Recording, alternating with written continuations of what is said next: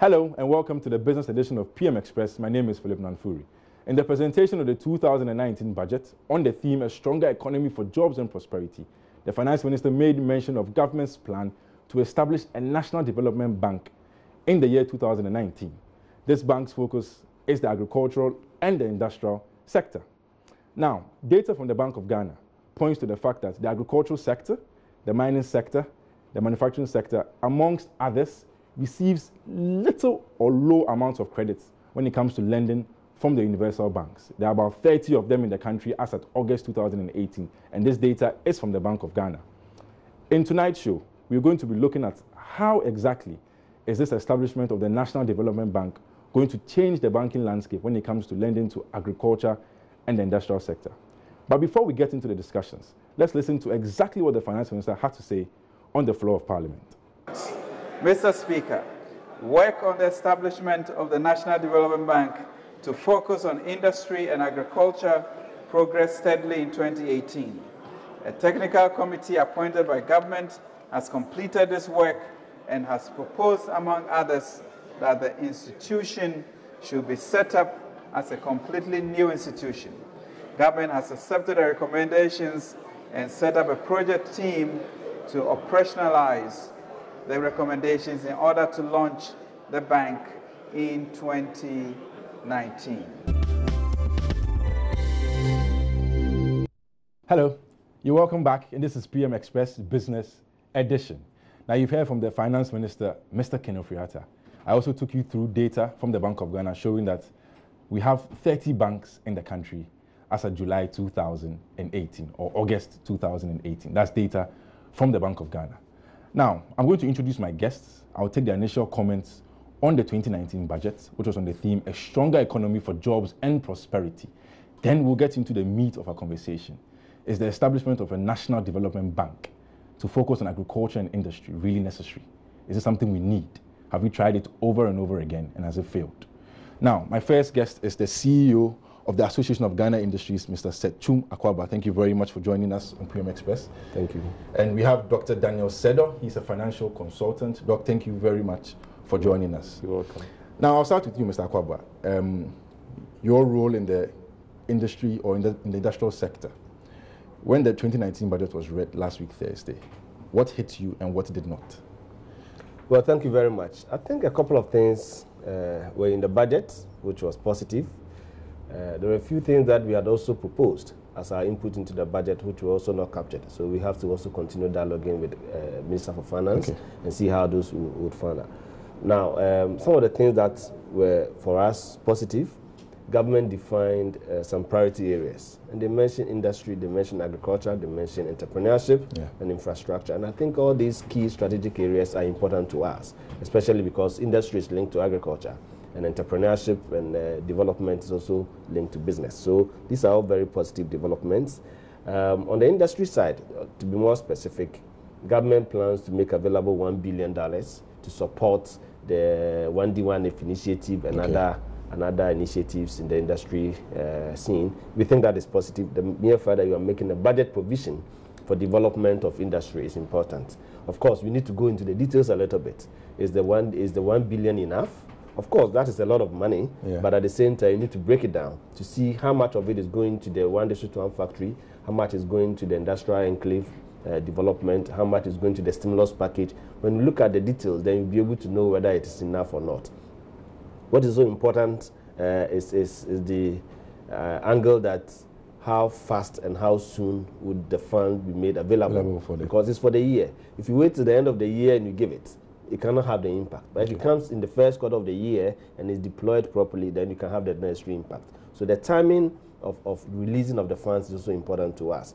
And then the other aspect also is the fact that even if it is released for the 1D1F, for example, a critical element of this whole arrangement is the equity challenge that most of the enterprises have. I mean, AGI, together with government, we went to China to arrange a facility, a $2 billion facility to support the 1D1F. But the key requirement is that the local companies should have enough equity to be able to leverage and take the loan to support it.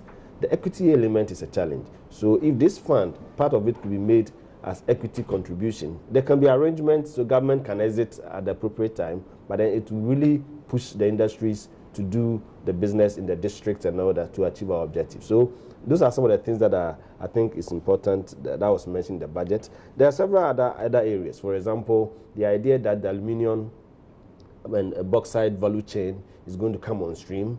It brings a lot of interesting development in the industrial scene, because there are so many linkages to this. You know, the chain is heavy. The fact that VACO, for example, is now going to be allowed to operate, you know, on about 5 port lines, and a lot more output is going to expand from 40,000 tons to 80,000 or so. It's an indication that government is really willing and eager to get industry working. There were also a very interesting development, which is, I think, is the subject of discussion. Yeah. The plan to have a National Development Bank to address some of our core issues when it comes to access to finance is also interesting, and I think we'll interrogate that.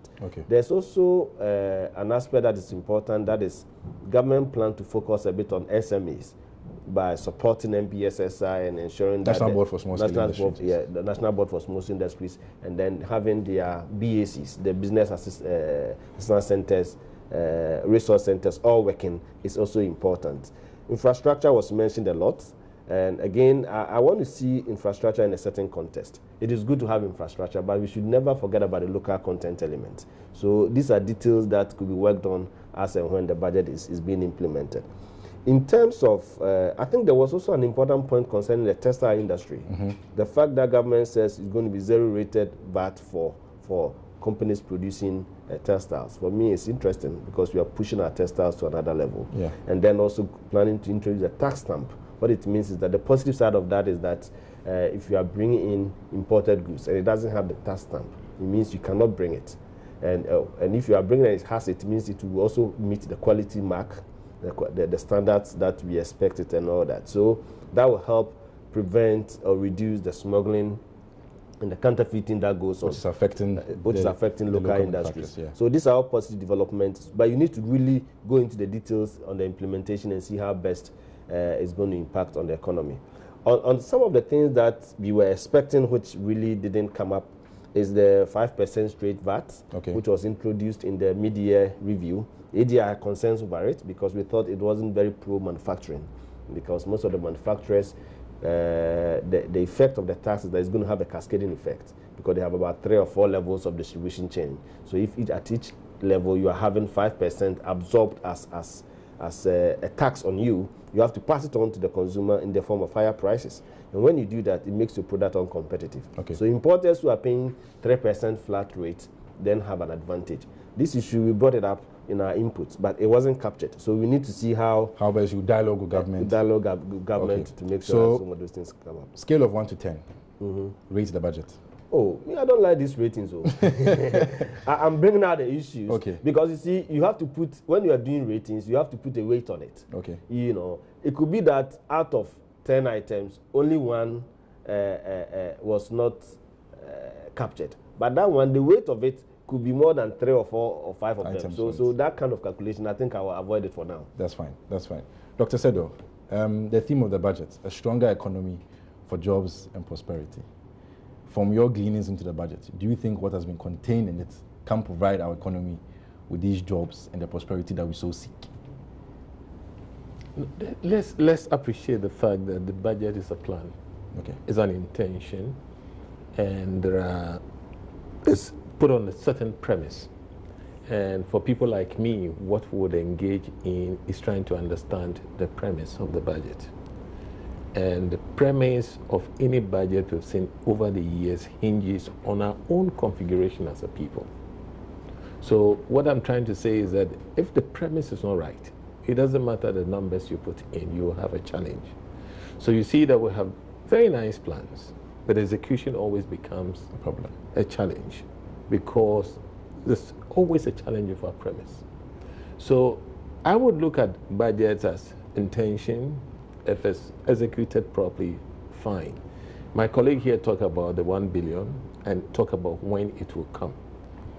It tells you that they must first raise the revenue before being able to distribute it to where it should go. That the raising of the revenue is premised on something. If you don't get that right, that 1 billion will never be realized. And for me, those are rather the issues we'll be talking of. And then in trying to raise revenue, we touch something, we disturb the equilibrium, creates another problem. And so we seem to be people who are moving in circles, not really getting to our destination, even if it's at a very slow pace. So my looking at budgets in Ghana, completely different from the traditional ones we do. Okay. Thank you very much. I want to start off our conversation with a bit of history. In the 1970s, we saw governments very active in the banking sector. We saw the moves they made in trying to ration credit, trying to control interest rates, and we had what we call the financial repression era. I'll start with Mr. Akwaba here. Take your mind back to the 1970s, government's role in the banking sector. Very quick one. What did you make of it at that time? I think we live in a dynamic society. At a particular point, certain policies, certain programs, certain strategies of government may be relevant. At another point, you need to change it, the dynamics of the time, and take into account what is happening in the global world and all that. So at the time, I think that we have a certain controlled regime. There was a lot of state intervention, a lot of things we were doing. Government on its side had a lot of state enterprises, and therefore if government had banks that were working to provide the financial needs of enterprises, including the government-owned enterprises, I think that was in order. So I think at that point, that was what was maybe I would say proper to do. At some point, it changed, and it necessarily so, because you can't continue to operate in a particular way when the whole world is changing. I think private sector-led financial provision is also not a bad thing. It all depends on how it's managed, how it's governed, and how it's arranged. So at the point, I think it was okay, it was proper, and it was providing the necessary financial need. But with time, that became, a bit of counterproductive. You needed more dynamic, more universal banking arrangement, which would provide the necessary funding to help things. Okay, Dr. Sedo, you have played in the financial services space for a long time. What were your views back then when government was very heavy in the banking sector? Government needed to take leadership, which they did. And I think those days the philosophy is government initiating a lot of things. It was good. Now, government taking ownership in bank is not bad in itself. How those banks are managed to become productive is what is critical. Now, in our part of the world, where we are described as developing, we don't have the savings. Or where we have the savings, we centralize it with government. And so it makes a lot of sense for government to take those initiatives. Now, remember, banking means a lot of capital that is patient. Because if you don't have owners of capital who have long-term view, they rush and there'll be problems. So it served us very well those times because you have strong banks those times. Like my brother said, somewhere along the line, we miss our way and we've created all kinds of things, partially working, partially not working. I believe as we progress, we'll discuss the details of what worked and what didn't work. Okay. Fast forward to what we have today. In 2004, the Bank of Ghana introduced, through the new Banking Act at that time, the Universal Banking License. Previously, our banks in Ghana were either you're a development bank, you're a merchant bank, or you're a commercial bank. Now, with this license, you're allowed to play in every space. Government has a significant shareholding in a number of banks in the country. Not to put any bank on the spot, but ADB, NIB, GCB, and currently the Consolidated Bank, Ghana. Now we're hearing they want to establish a national development bank to oversee or to channel funds to the industrial and agricultural sector. There's always a debate that ADB and NIB have moved away from their original mandate. But here's the case where you've given them a universal banking license. They've scoped the environment and they realized that retailing is the best way to go. Should we really be held to such a standard as in, so you're not doing this? And even with government shareholding, isn't it up to governments through shareholder activism to push the banks to channel where it is? Or the environment does not allow for such movements into industry and agriculture? I'll start with Mr. Akwaba on this one. Well, I think that the whole idea of introducing a new financial institution, especially going to be owned by government, can be looked at. You really mentioned ADB, NIB. Were originally set up to provide that development role, and today they've all diverted to typical commercial banking, and the universal banking concepts. The universal banking concept, it's not a bad idea. I think it also had its own purpose. I think what we got wrong, in my view, is the fact that development banks like NIB, ADB, being also asked or given the room to operate in the same way as the typical commercial banks, it actually created a huge challenge in the development scene. And this is what we are facing today. I believe if you go to ADB and the rest, their portfolio of funding that go to agriculture is not even up to 30%. And that means that there's something that we are missing. And naturally, most banks will do, like any business, if you give them the room, they would operate in the easier way. And the easier way is to do commercial lending. And if you look at the statistics, obviously manufacturing's portfolio of funding is small. It's even declining further and further. We'll come to that. So those challenges are there. And therefore, introduction of a new bank, I believe we can discuss it. I don't know if you want us to do it now, but it has its own advantage depending on how it's set up. And the operation of it could be governed by so many things. But the law that's established needs to have to be looked at. How do we ensure that the law allows it to operate in a way that brings development? Because this universal banking concept is basically a law. So if you give that room and the law allows you to operate in a way that everybody operates, then it means that you go for the best and the easier way, and you leave the development aspect. So the law that is going to establish the new bank will have to be looked at. And then, of course, they have to operate on a sustainable basis. So the governance system, the management, all have to be looked at. I'll come back to you for the merits and demerits of the establishment of this bank. I'll quickly go to Dr. Sedo here. He makes the argument that we should look at the law. Of course, this is contained in the Banking Act as we have it now. Governments have the role of balancing developmental needs, whereas the commercial banks look at the profit motive or return to shareholders. How do you think government should work around this, making sure that their entities are profitable and run properly, at the same time meeting our developmental needs? It depends on the objective of setting up this bank. If it's for the returns as payment of a dividend, then the banks would have to be competitive. And they will go into the open space and look for where they can get the highest returns. But if it's for specific developmental agenda, then how we measure the returns will be different from the traditional dividend. So let's say you want a bank to focus on agric. Why do you want them to focus on agric? What is the point of measurement or the unit of measurement? Would it be that agric produce that you would export? So you see the growth in your export. That is the essence of setting up the bank. If that is your objective, you can measure it easily. But if it's vague, then we would have a problem. Number two is when we talk about developmental, it's not necessarily banks that will generate the developmentals. One of the failings of this country is that we've not developed the capital market. Two is people have money, but we've not created a channel that they can put it in for developmental purposes. Where are the big, audacious projects for which we are saying we want to raise money? I do not believe that we do not have money in this country. A classic example is what has happened to the banks collapsing. There's an intervention. Where did the money come from?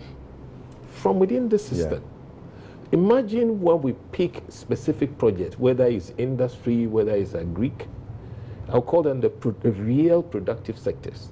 We identify them and say, look, let us all make contributions into that. We should be able to raise money internally and ensure. He talked about governance. Governance is in place, risk management is in place. Then we can get the desired results we are looking for. If you establish that and you put a bank in the middle to manage the process, we will do very well. But just to say setting up a bank is a panacea, we'll be deceiving ourselves. What would you do with a bank? You put in the equity. let's say 400 or 450 million. Are you going to lend equity one go and that's the end? That bank would need to mobilize. Where would it mobilize from? The open space, like the other banks that are already established and much more competitive, there will be a problem. So for me, it's not just the bank alone that will solve our problem. We need to look at it at a broader view, need to raise money from other sources, need to put strong management in place to manage whether it's agri or whether it's industry, that the monies we are channeling in are working. Above all, the bigger challenge is the configuration. My brother talked about the tax. They are not being competitive. Yeah. I mean, when they borrow money, produce, and they are not being competitive, they are not being able to sell, how will they pay back the loan? So the issues are bigger than just having a bank. Yeah. Just to add to what you said about the capital market, I think the finance minister in the 2018 budget alluded to the fact that bank access to GDP was 50%, but the stock market to GDP was at 30%, and they were going to put in moves or interventions to grow the capital markets. I haven't seen any active one yet. I may be wrong, but I haven't seen any active push to ensure that there's a link from how we can tap into our pensions or our life insurance industry, which have more patient capital as compared to the short-term deposits that we are used to or accustomed to in the banking industry. I want to go to the data from the Bank of Ghana, specifically the banking sector report from the Bank of Ghana for July 2018.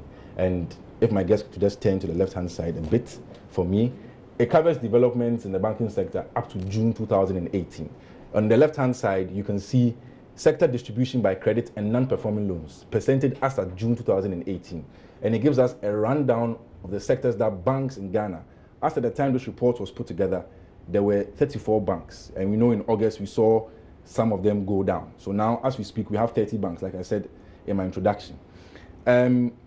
Services, transport sector and communication, commerce and finance, and it's been the same in banking reports as far back as 2017. This area dominates when it comes to lending. Let's come down to the main area: manufacturing, mining and quarrying, agriculture, forest, and fishing. And clearly from this, in terms of share of total credit, you can see that this sector or these sectors are indeed suffering.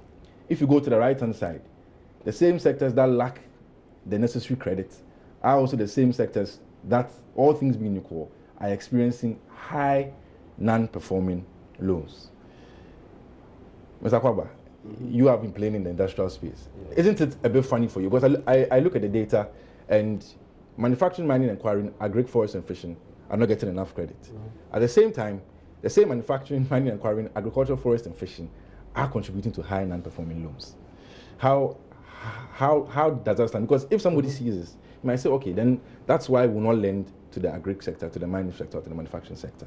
And that's why your economy will suffer, because these sectors are the productive sectors. They are the sectors that should drive development. They are the sectors that should expand and employ people. And it's also the more difficult sector. So in any situation, if you always want to take the easier way, you will not achieve your ultimate goal. So if you're saying that, well, I mean, we will not lend to that sector because that is more where we are having the highest non-performing loans, then you are actually stifling development. And it's the reason why you need to have development banks. Why are they not performing? You have to look at it. And my colleague here mentioned a couple of the challenges that, typical businesses face. And there's the reason why they are not performing. So we need to look at the reasons why they are not performing. And apart from the general challenges we have in the business environment, I don't want to go too much into that, but we all know them. The cost of capital itself is an issue, imports that are coming into the country, cost of electricity, all those challenges are there. And these are the productive sectors that are, feeling the brunt of it. So that is a challenge. The other aspect is that the banks themselves, do we have people who understand these businesses very well, who can actually provide the needed technical support and the proper credit arrangement to make sure that they pay back? Okay. If you don't understand the project, your lending arrangement is also affected, and therefore the tendency for them to not perform is very high. So we have to look at it, and we should even be more concerned that these productive sectors, I think, I haven't done the calculation, but from I think if you put all of them together, it will not constitute more than 30% portfolio that is lent to the entire sector. So it means that we are actually stifling development.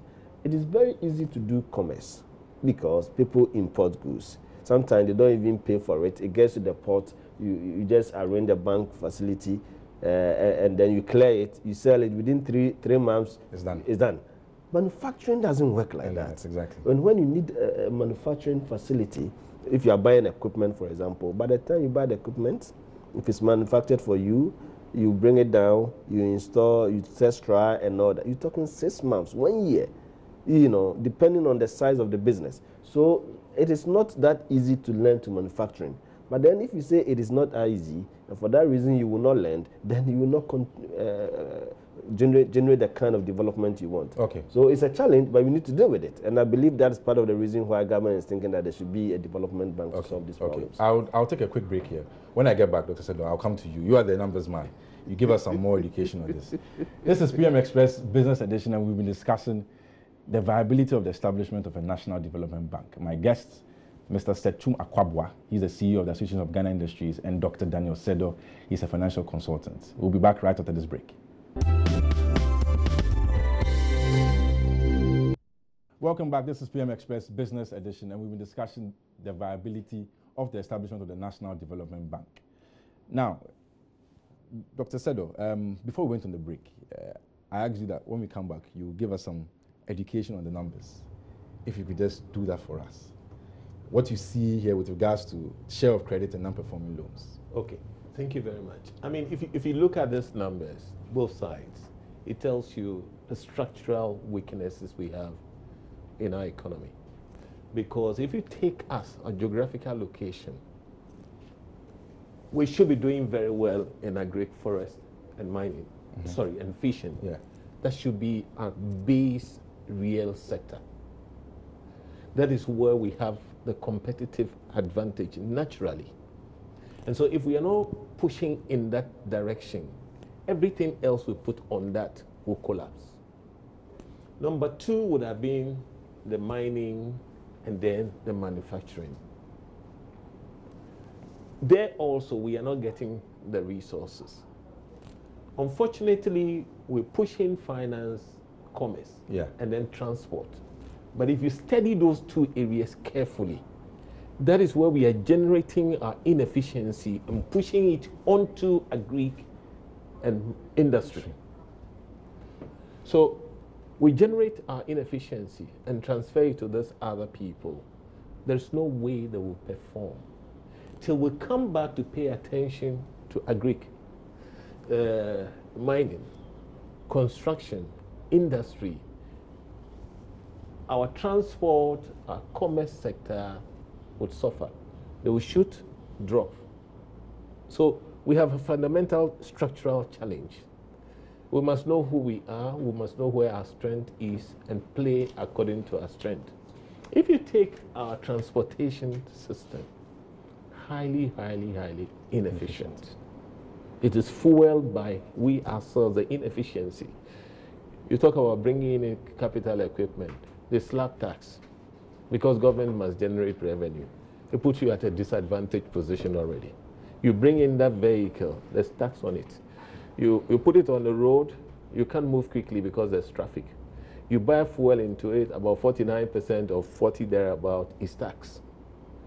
You have to buy spare parts because the roads are bad. So the way we've configured ourselves makes it so difficult to be efficient. At the end of the day, when they produce even, we're thinking of exporting. How would they be able to compete with somebody outside who is getting things at a cheaper level? He talked about credit. Look, the banks will not be able to give you any cheaper credit because they themselves don't get it. When we ourselves are highly inefficient. The monies we are looking for from the bank, particularly for industry, should be coming from long-term sources. We should have paid attention to developing our insurance sector, particularly the life sector. Insurance, yeah. In the good old days, when SIC was doing so well, they owned banks. SIC. As far as Ghana International Bank, SIC shareholder. Even NIB used to be a shareholder in Nestle. Okay. You see NIB investing in a manufacturing entity. We got a model right at a certain point, but somewhere along the line, we've lost it. So if you are looking for long-term, first develop your pensions. Get it working. We try our own pension, which was the, what do you call it, SNIT. Yeah. But again, we put it in the hands of politicians. And instead of using it to do the good things, it became something else. SNIT used to be 100% shareholder of the bank we used to call Social Security Bank, which was doing very well before we gave it away. That's a classic example of using our resources as long-term investment to set up banks, which will be helping to build businesses. And as you create businesses, you get a lot more people employed, and then they contribute back to the scheme. The loop would have worked very well. But whatever happened to us, we've lost our way, and we think that the solution is to tax, and we are taxing ourselves to the ground. And if we are not careful, it will be difficult to get out of the hole. Okay. Before I come to Mr. Kwabwa, to pick your final remarks, and then I'll move to Dr. Sedo, I want to share some data which I picked from one of the banks, their annual reports for 2017. And I think it's very interesting because regarding what you're saying about the looking for long-term capital, because you realize that our deposits and by no means is short-term in nature. If you look at the Bank of Ghana's summary of economic and financial data, which we have up here, you realize that demand deposits are doing about 5% on the average, savings deposits, and you realize that time deposits are doing about 11.50%. Lending rates as at August 2018, 27%. Yes, marginal drop, but still very high. Even if you go into banks' financial statements, like I have here, I just took a bank, I'll not mention the bank's name, and it says, in 1 year, you have a majority or a high number of this bank's loans maturing in excess of about 700 million. That's just 1 year. Then the loans of more than 5 years, the amount is about 200 million. Clearly, in 1 year, you have a bulk of your deposits going into short-term lending. Then your long-term lending, you have just a little of about 200 million. Clearly, this is not enough to support long-term industry, long-term agriculture, and stuff like that. Mr. Kwabwa, just as we wrap up, I'm sure from where you sit, you would like to see this National Development Bank, but with the right structures, with the right processes to drive growth. Beyond the obvious of the governance, risk management, like Dr. Sedo said, what would you want to see this National Development Bank do for your industry or for your sector? Thank you. I think what the point you made earlier concerning the fact that the banks are providing more short-term loans rather than long-term is a classic example. And the reason why the earlier data you showed, you know, the manufacturing and the productive sector were not performing. Because I'm sure when you go into it, you realize that some of them are taking short-term facilities for long-term projects. So it means that you lock yourself in with high interest costs and you can never come out. So definitely you default at some point. And therefore, if you have a development bank being established, this is a core issue you want to tackle. You want to be able to provide medium to long-term facility. And in doing so, it means that it will come at a certain cost that is reasonable. You can't be charging 30%, 35%, and then go and borrow such money and use it for long-term projects that will take you 5 years, 10 years to pay. It's just not possible.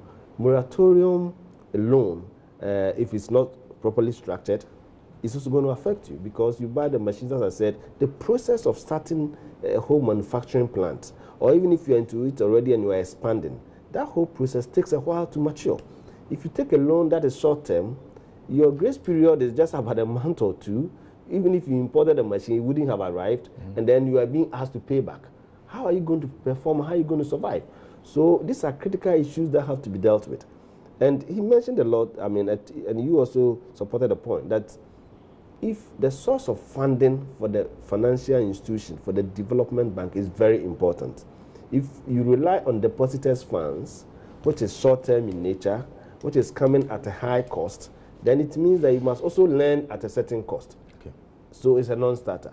So the funding for the development bank is very important. And that is something we like to see, that the source of funding is long-term in nature, it is relatively cheaper, and that's what we call development.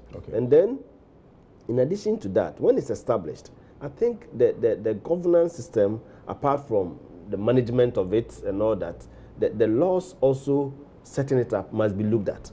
What kind of regulation are we going to have? Because, for example, we had a universal banking concept that allowed all the development banks to go universal, to do commercial and trading. So they all diverted it because that was easier. Are we going to have the same kind of laws governing this? So the laws governing it must be looked at as well.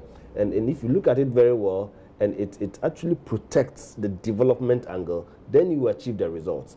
And then also, in addition, we need to also understand that supporting and providing financial intermediation for typical productive long-term projects requires certain expertise. And I think we need to develop that human resource. Most of our financial institutions perhaps are very good at the commercial lending.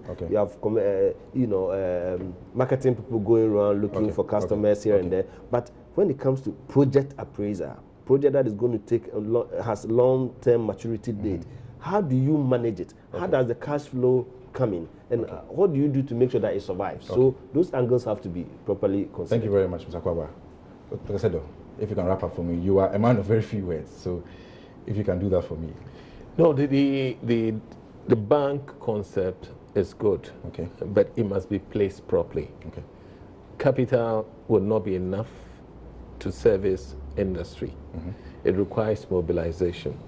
I think what we're thinking of, which we are not able to communicate, is to go for the capital market, set it up properly, able to mobilize equity funds. We must have specific projects that will channel resources into, and it's managed properly. The bank will only come in to intermediate. Now, long-term fund is put in, there's a need to pick something out. A bank comes in, bridge finance something, and then we move on. But to do a traditional bank, the way we have it, and think that it would help industry, ultimately, we won't see it happening. There's a lot of engagement we need to have as a people. I think the concepts, we need to fine-tune a lot of the concepts. Other than that, we'll still be going round in circles. Dr. Sir, thank you very much.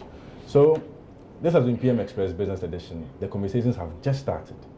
Is the establishment of a National Development Bank really the way to go? From the submissions of my guests, yes, indeed. But we need to put the right structures in place. My name is Philip Namfuri, and this has been PM Express Business Edition. Good night.